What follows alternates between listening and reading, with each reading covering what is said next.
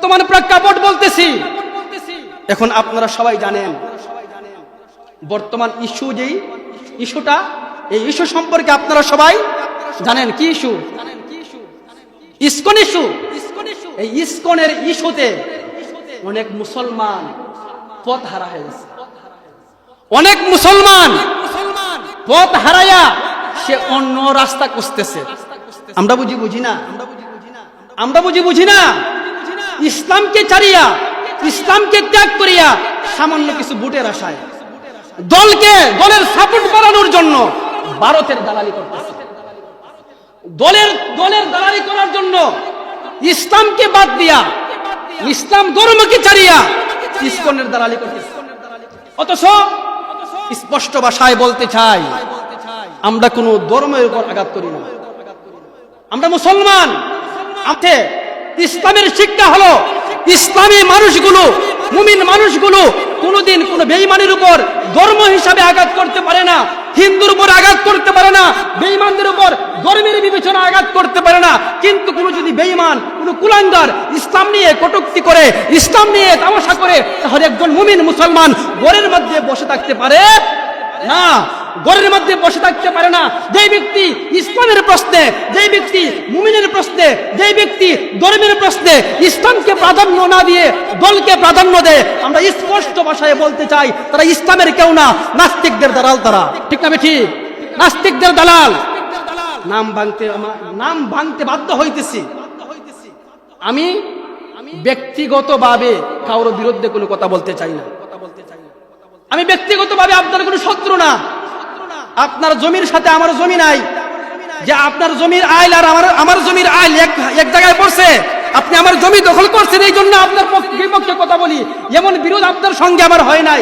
কিন্তু ইসলামের প্রশ্নে, নবীর প্রশ্নে, ধর্মের প্রশ্নে আমার বাবাকে আমি ছাড় দিতে পারবো না। আমার বাবাকে আমি ছাড় দিতে পারবো না, কারণ আমি তো মুসলমান। আমি তো তাদের উত্তরাধিকারী, আমি তো খালিদ ইবনে ওয়ালিদের উত্তরাধিকারী, আমি তো হযরত আলী হায়দারের উত্তরাধিকারী, আমি তো হযরত উমর ফারুক রাদিয়াল্লাহু তাআলার উত্তরাধিকারী। আমি ইসলামের জন্য, নবীর জন্য জান কুরবান দিতে পারি, তারপরে ইসলামকে ছাড়তে পারি না। কিছু কিছু দলের বড় বড় বিগ নেতা মুসলমানকে, সাইফুর রহমান আফিফ একজন অ্যাডভোকেট, সন্ত্রাসী গোষ্ঠী, সন্ত্রাসী সংগঠন, ইসকনের সন্ত্রাসী বাহিনী আমার ভাই আফিফকে গলা কেটে হত্যা করেছে। কিন্তু ওই সমস্ত নেতাদের জবান থেকে আমরা কোনো হুঙ্কার বের হইতে দেখি নাই। আমার ভাইকে শহীদ করেছে, কিন্তু ওই সমস্ত দলের বড় বড় বিগ নেতারা কোনো হুঙ্কার দিতে আমরা দেখি নাই। কিন্তু ওই সমস্ত নেতারা ওই তাদের জবান তাকিয়া যখন কোনো পত্রিকাকে, ওই সমস্ত বামপন্থী পত্রিকার বিরুদ্ধে মুসলমানরা যখন জাগ্রত হয়েছে, ওই বামপন্থী পত্রিকার পক্ষে ওই সমস্ত নেতারা কথা বলতে আমরা দেখছি। ঠিক না বেঠি? এই সমস্ত নেতারা বামপন্থী মানুষের সঙ্গে কথা বলে, বামপন্থী মানুষের জন্য কথা বলে, কিন্তু ইসলামের জন্য, দ্বীনের জন্য তাদের জবান থেকে কথা বের হইতে আমরা দেখি নাই। একটা ঘটনা বলি, ভোট কালেকশন করা, ভোটের জন্য ধর্মকে ব্যবসায় পরিণত করা, এই বাংলার 95% মুসলমান আর বরদাস্ত করবে না। সারা বছর খবর নাই, নির্বাচনের সময় আসলে শাহজালাল, শাহপরান, জিয়ারত, এটা বাংলার মানুষ তোমাদের দান্দা বুঝে গেছে, তোমাদের দান্দা বুঝে গেছে। এক ব্যক্তি কিতাবের মধ্যে উল্লেখ করা হয়, আরবের জমানায় এক ব্যক্তি কাফন চুরি করত, কাফন চুরি, নাব্বাস, হাদিসের ভাষায় বলা হয় কাফন চুরিকে নাব্বাস। এক ব্যক্তি কাফন চুরি করত, তো যেই ব্যক্তি কাফন চুরি করে, দেখেন এই ব্যক্তির জন্য মানুষ দোয়া করবে না বদ্দুয়া দিবে? বিষয়টা বুঝেন নাই আপনারা? এখন তো এগুলো নাই। আগেরকার জমানায় কাফর ছিল খুব কম, এত গার্মেন্টস ফ্যাক্টরি ছিল না, কাফর এত অ্যাভেলেবেল ছিল না, কাফরের ছিল সংকট। তো এক ব্যক্তি কাফন চুরি করে, তো মানুষ সবাই তাকে শুধু গালমন্দ করে যে সে মরে না আর আমরা কেন রক্ষা পাই না। তার বাবারে রাখছে কবরের মধ্যে, কাফন চুরি করে নিয়ে গেছে। বিষয়টা বুঝছে না? তার বাবারে কবরে রাখছে, তার বাইরে রাখছে, কাফন চুরি করিয়া নিয়ে গেছে। তো কিছুদিন পরে ওই ব্যক্তিটা কাফন চোরটা মারা গেল। কাফন চোর মারা গেল। কাফন চোর মারা যাওয়ার পরে চোরেরও কিছু উত্তরাধিকারী আছে না নাই? জালিমের উত্তরাধিকারী আছে না নাই? আবু জাহেল মারছে, আবু জাহেল মরছে, আবু জাহেলের উত্তরাধিকারী জমিনে আছে না নাই? ফেরাউন মারা গেছে, ফেরাউনের ছেলেরা আছে না নাই? ওই কাফন চোরের সন্তান একটা কাফন চুরি আরম্ভ করছে। তার কাফন চুরি আরো ব্যতিক্রম, তার কাফন চুরির ব্যবস্থাটা আরো ব্যতিক্রম। কি করে জানেন? ওই ব্যক্তি কাফন চুরের পুত্র এখন শুধু কাফন চুরি করে না, সে কাফনও চুরি করে।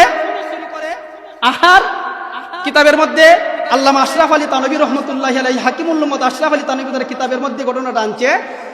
কাফন চুরি কইরা প্রত্যেকটা লাশের ফাঁসা দিয়ে একটা বাঁশ ঢুকায় রাখে। পিছনে আপনি চিন্তা করছেন, আগে তার বাবা চুরি করতো শুধু কাফন, তার বাবা শুধু কাফন চুরি করত, আর সন্তান শুধু কাফন চুরি করে না, এখন কাফনও চুরি করে আর লাশের ফাঁসা দিয়ে একটা বাঁশও ঢুকায়। মানুষে করে তার বাপত্তি বালা আসতো, তার বাপত্তি বালা আসতো, শুধু কাফন চুরি করছে, বাঁশ তো ঢুকাইছে না। আমাদেরকে এই রাস্তায় নিয়েন না, আমাদেরকে ওই পর্যায়ে নিয়ে পৌঁছায়েন না। আমরা ইতিপূর্বেও দেখছি, আমরা অনেক প্রতীকের মধ্যে সিল মেরে দেখছি। সব প্রতীকের সিলের অবস্থা যদি একরকম হয়ে যায়, তোমার থেকে সেও যদি খারাপ হয়ে যায়, তার থেকে সে যদি ভালো হয়ে যায়, আমাদেরকে এই পরিবেশে গড়ায়েন না।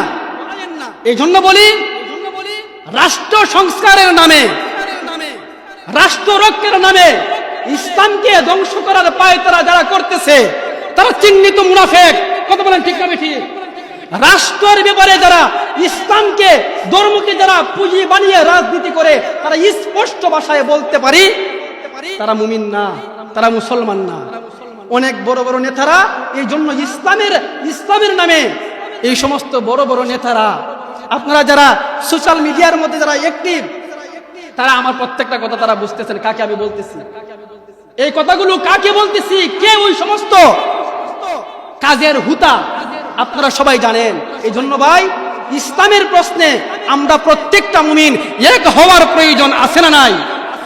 ইসলামের প্রশ্নে, মুমিনের প্রশ্নে, ধর্মের প্রশ্নে, নবীর প্রশ্নে, আল্লাহর প্রশ্নে প্রত্যেকটা মুমিন মুসলমান এক প্ল্যাটফর্মের মধ্যে আসার প্রয়োজন আছে না নাই?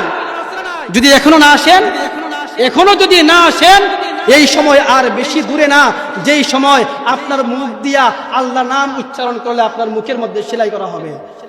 এখন থেকে যদি প্রস্তুত গ্রহণ করেন, সংখ্যায় আধিক্যতা প্রয়োজন নাই, অস্ত্রের প্রয়োজন নাই। আমরা তো তাদের সন্তান। উহুদের ময়দানে যারা যুদ্ধ করে বিনা অস্ত্রে, বিনা শক্তি, বিনা জনবলে যারা বিজয় ছিনিয়ে এনেছে, আমরা তাদের উত্তরাধিকারী। কথা বলেন ঠিক না ঠিক? আমরা তো বদরের ময়দানে জীবন দিয়েছে 313 জন ওই সমস্ত মুজাহিদদের, বীর পুরুষ মুজাহিদদের সন্তান তো আমরা। আমরা তো অস্ত্রকে ভয় পাইতে পারি না, জনবলকে ভয় পাইতে পারি না, আমরা নেতাকে ভয় পাইতে, আমরা ভয় পাইব একমাত্র কাকে? যদি আল্লাহকে ভয় পাই, আল্লাহর দ্বীনের উপর অটল এবং অবিচল থাকতে পারি, প্রত্যেকটা মুহূর্তের মধ্যে ইমানের মধ্যে অটল এবং অবিচল থাকতে পারি, তাহলে ভাই দুনিয়াও সাকসেস, আখিরাতও সাকসেস। এই জন্য আমি যে আলোচনার জন্য যে একটা আয়াত পড়েছিলাম, এই আয়াতের মধ্যে যাওয়া আর সম্ভব হয় নাই। কারণ আপনারা বলতে পারেন যে হুজুর এত কথা কেন বলেন? এত কথা বলার জন্য বারবার আমাকে কে যেন পিছন থেকে তাকিদ করে, পিছন থেকে কে যেন আমাকে বারবার তাড়া করে। এই জায়গাটা সাধারণ জায়গা না, এই মসনদ সাধারণ মসনদ না।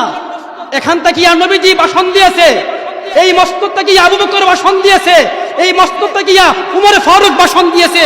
এই মসনদের দাম আছে। এই মসনদ থেকে হাসি তামাশার কথা বলা চলবে না। এই মসনদ থেকে প্রতিটি মুহূর্তের মধ্যে প্রতিটি সিচুয়েশন বুঝিয়া হক কথা বলার প্রয়োজন আছে না নাই? এতে জীবন যায়, যাবে, জীবন যায়, যাবে, সন্তান যায়, যাবে। আমাদের উলামায়ে কেরাম, আমাদের আলেমরা তো এই শিক্ষা আমাদেরকে দিয়ে দিয়েছে।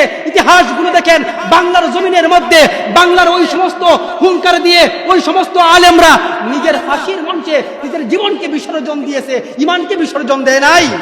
এই সমস্ত মানুষের উত্তরাধিকারী আমরা, যারা নিজের জীবনকে নির্দ্বিধায় নিজের জীবনকে দান করছে, কিন্তু ইমান দেয় নাই। মাতার কল্লা দিছে, মাথা দিছে কিন্তু মাথার পাগড়ি দেয় নাই। আমরা তো ওই সমস্ত বীর মুজাহিদদের সন্তান। এই জন্য এই জায়গা থেকে হক কথা বলতে হবে, প্রতিটি জায়গা থেকে আওয়াজ উঠতে হবে। ইসকন নামের এই সমস্ত জঙ্গি সংগঠনকে, ইসকন নামের এই সমস্ত ভ্রান্ত জঙ্গি সংগঠনকে পৃথিবী বাংলাদেশের মধ্যে অবৈধ ঘোষণা করতে হবে, তাদেরকে অবৈধ ঘোষণা করতে হবে। এটা প্রত্যেকটা মুসলমানের ইমানের তাকাজা, ইমানের তামান্না। এই হক ভাই যে আলোচনা করেছি, সর্বপ্রথম আল্লাহ রাব্বুল আলামিন এই আলোচনার উপর আমাকে পরিবর্তন হওয়ার তৌফিক দান করুক, প্রত্যেকটা কথার উপর আমাকে আমলের তৌফিক দান করুক, সাথে সাথে আল্লাহ রাব্বুল আলামিন আপনাদেরকেও আমলের তৌফিক দান করুক। সবাই বলি আমিন সুম্মা আমিন।